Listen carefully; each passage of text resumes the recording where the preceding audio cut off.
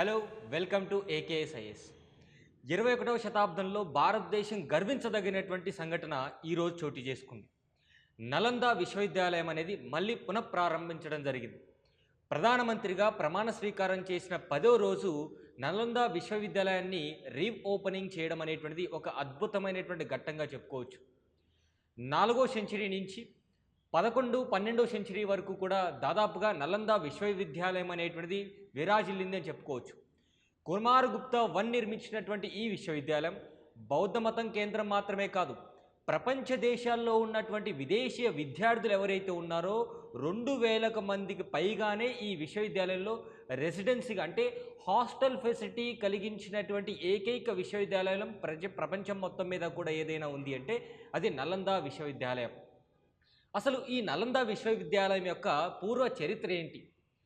450 సంవత్సరం ఆ సమయంలో గుప్తా వంశానికి సంబంధించినటువంటి కుమారగుప్తుడు ఆయన కాలంలో ఈ విశ్వవిద్యాలయం నిర్మించడం జరిగింది.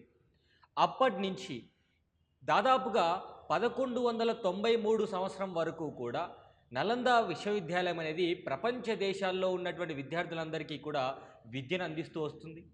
బౌద్ధ మతం కేంద్రంగా పనిచేయడం జరిగింది. హీనాయన బుద్ధిజం, మహాయాన బుద్ధిజం ఇలాంటి బౌద్ధ మతానికి సంబంధించినటువంటి అద్భుతమైనటువంటి సెక్షన్స్ కూడా ఇక్కడి నుంచి రావడం జరిగింది. ఆర్యభట్ట, హుయాన్సాంగ్ అనేటువంటి విజ్ఞానులు కూడా ఈ విశ్వవిద్యాలయంలో బోధించిన వాళ్ళు అండ్ హెడ్ ఆఫ్ ద యొక్క యూనివర్సిటీగా ఉన్నటువంటి వాళ్ళే. అలాంటి విశ్వవిద్యాలయం అనేది ఎలా అంతరించిపోయింది? 500వ శతాబ్దంలో నిర్మించినటువంటి ఈ విశ్వవిద్యాలయం తురుష్కుల దండయాత్ర వల్ల 1193 బక్తియార్ ఖిల్జీ చేసినటువంటి దండయాత్ర వల్ల కంప్లీట్గా శిథిలమైపోయింది. అలాంటి విశ్వవిద్యాలయం అంటే ఇది నిర్మించి 1600 సంవత్సరాలకు పైగా అయినప్పటికీ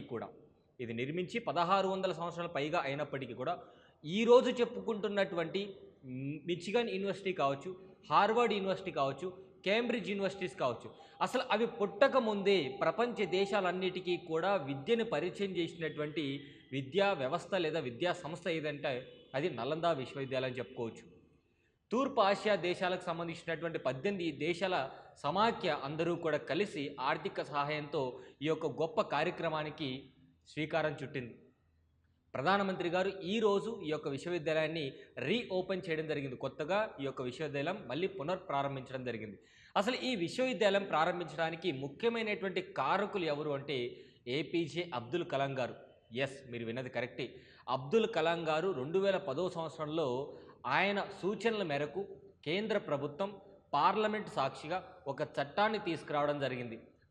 నలంద విశ్వవిద్యాలయం అనేటువంటిది రీఓపెన్ చేయాలంటే నూతన యూనివర్సిటీగా మళ్ళీ పునఃప్రారంభించాలని చెప్పేసి ఒక చట్టం తీసుకొచ్చి 2016వ సంవత్సరంలో ఆనాటి రాష్ట్రపతి అయినటువంటి ప్రణబ్ ముఖర్జీ గారు దీనికి శంకుస్థాపన చేయడం జరిగింది. అంటే ఆనాటి అబ్దుల్ కలాం గారు 2016వ సంవత్సరంలో శంకుస్థాపన చేసినటువంటి ప్రణబ్ ముఖర్జీ గారు ఈ విశ్వవిద్యాలయానికి ఎంతో కృషి చేశారని కూడా చెప్పవచ్చు. అలాంటి విశ్వవిద్యాలయం 1193 తర్వాత అంతరించిపోయినటువంటి విశ్వవిద్యాలయం ఈరోజు మనందరికీ కూడా అంటే భారతదేశం గర్వించదగినటువంటి సందర్భంగా చెప్పుకోవచ్చు. యునెస్కో వరల్డ్ హెరిటేజ్ సైట్గా పేరుగాంచినటువంటి ఈ నలంద విశ్వవిద్యాలయం యొక్క కీ ఫ్యాక్చువల్ డీటెయిల్స్ కూడా తెలుసుకునే ముందు ఈ విశ్వవిద్యాలయానికి ఈ యూనివర్సిటీకి ఎవరు సహకరించారు, ఆర్థిక సహాయం అనేటువంటిది ఏ దేశాలు సహకరించాయంటే తూర్పు ఆసియా సమ్మిట్ దేశాలు ఏవైతే ఉన్నాయో దాదాపుగా చైనా కావచ్చు, ఆస్ట్రేలియా కావచ్చు, జపాన్ కావచ్చు, ఇలాంటి దేశాలన్నీ కూడా ఆర్థిక సహాయం అనేది కొత్తగా నిర్మించినటువంటి విశ్వవిద్యాలయానికి ఈ యొక్క సహకారం చేయడం జరిగింది. అసలు కీ ఫ్యాక్ట్స్ మనం చూసినట్టయితే ఈ యొక్క విశ్వవిద్యాలయానికి సంబంధించి ఈ ప్రపంచం మొత్తం మీద కూడా హాస్టల్ ఫెసిలిటీ కలిగించినటువంటి మొట్టమొదటి యూనివర్సిటీగా చెప్పుకుంటాం. అండ్ అదేవిధంగా ఇది బీహార్లో ఉన్నటువంటి రాజ్గిర్ అనేటువంటి ప్రాంతంలో ఉంది. గుప్తా వంశానికి సంబంధించినటువంటి ఈ రాజు 5వ శతాబ్దంలో నిర్మించడం జరిగింది. అండ్ అదేవిధంగా ఈయన తర్వాత రోజుల్లో పాలా డైనాసిటీస్ వారు కూడా ఈ యూనివర్సిటీ పైన బాగా ప్రోత్సహించడం జరిగింది. అండ్ ప్రపంచం మొత్తం మీద కూడా రెసిడెన్షియల్ క్యాంపస్ ఇది అంటే హాస్టల్ ఫెసిలిటీ కలిగించినటువంటి యూనివర్సిటీ. అండ్ అదేవిధంగా బుద్ధిస్ట్ మొనాస్ట్రీగా కూడా చెప్పుకుంటాం. ఈ బుద్ధిస్ట్ మొనాస్ట్రీ అయినటువంటి నలంద విశ్వవిద్యాలయానికి హుయాన్సాంగ్ అంటే హర్షవర్ధనుడి కాలంలో విజిట్ చేసినటువంటి చైనీస్ బౌద్ధ మతస్థ యాత్రికుడు హుయాన్సాంగ్ విజిట్ చేయడం జరిగింది. ఆయన ప్రకారం 10,000 మంది మాంగ్స్ అదేవిధంగా 2000 మంది టీచర్లు ఉండేవారు.